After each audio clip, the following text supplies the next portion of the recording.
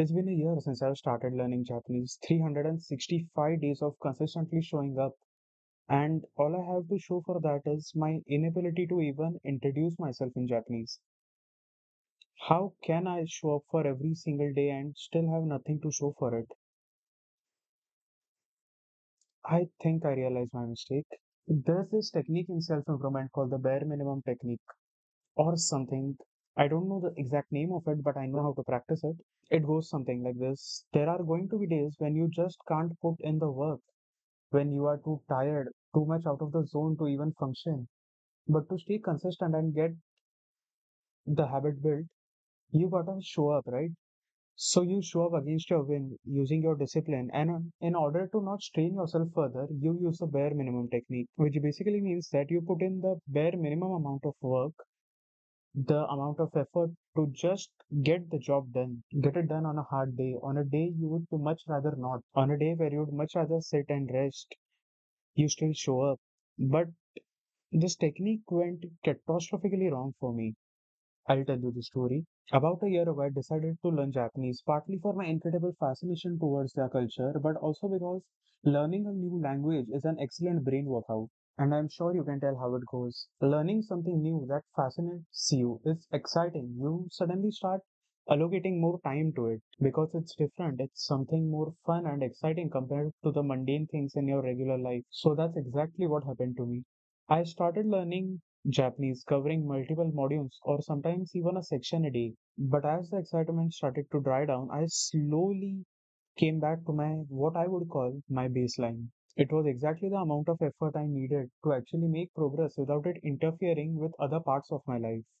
After the initial euphoria or novelty of learning something new died down, and the part where I actually had to use my discipline to stick with the habit, that was a baseline I could actually work with. And I did that. I kept it up for around the 100-day mark. But something interesting happened after that. Something like the tiger tasting human's blood for the first time. One day, I was too tired to even put that much effort. I was too mentally and physically drained to even do that. And add to that, the day was about to end. My streak was about to shatter. So I decided to do one of the semi modules. It's a set of three questions, three very basic questions about three very basic Japanese words. I decided to do that since I was literally too tired to do the regular module using the bare minimum technique as the self improvement guy inside me would call it. I do that. And the next day, it's completely fine. I'm back to normal, doing what I always do, putting the baseline effort. In fact, a little more than baseline.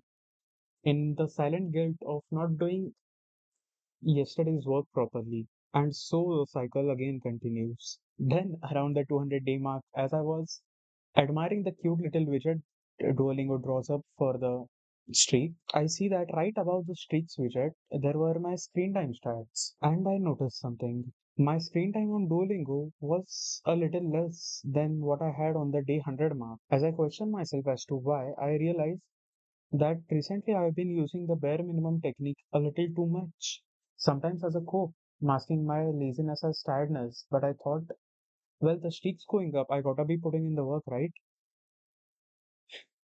Little did I know, काय acting वाटली असेल ना, ती काय crazy acting वाटली असेल ती. काय फेक वाटलं असेल ते. अरे भेंचो तेवढं आहे अजून. अरे नाही अरे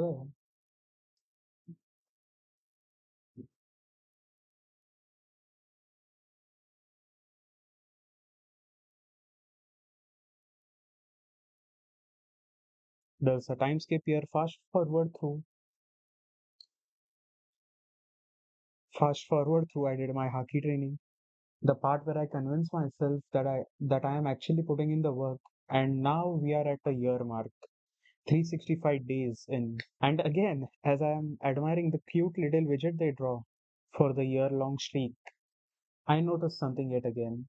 My screen time stat. And this time, the numbers felt like a punch in my gut because even if you double the 165 days worth of screen time, it could barely hold up to the first 100 days. I was sitting there, lost, in a sense of disrespect to and by myself. I was thinking, I'm showing up consistently, putting in the work. I thought I was putting in the work, but how is the screen time still so low? Doing all this while deep down knowing the reason, but avoiding it. In one last attempt to misguide myself, I opened the app. to measure my progress in terms of sections covered. I open the app and find myself on section 5, while on the 100-day mark, I was on section 3. And in all that sense of distress, I felt a sense of relief. A relief that I am finally facing with the thing I have been avoiding for so long. The truth is, I was genuinely learning for the first few 100 days, but since then I have been productively procrastinating, being happy from the streak number go up instead of actually putting in the work. And the worst part of it is, it happens to all of us, but it's just so subtle that we don't notice it. Like going to the uni, sitting an entire day of lectures, and coming back with few pages of notes and absolutely zero knowledge gained, or sitting on your phone in the gym, scrolling reels. Never did that, just saying, I am not that guy. I've been through some lows, but that's a trench I haven't been into. The streak we are so proud of to maintain is satisfying our ego instead of actually building the skill. And I can't help but feel a sense of disrespect towards that. Because how come we don't hold ourselves to a standard high enough that we don't do stuff like this? I got to know that while reflecting on this story. You see, it seeps in.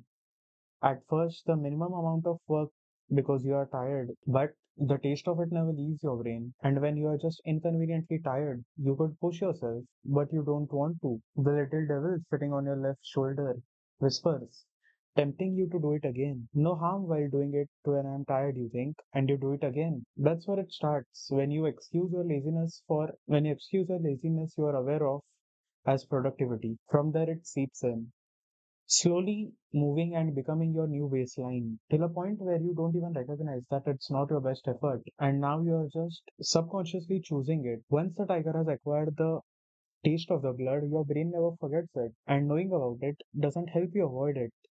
Reflection does.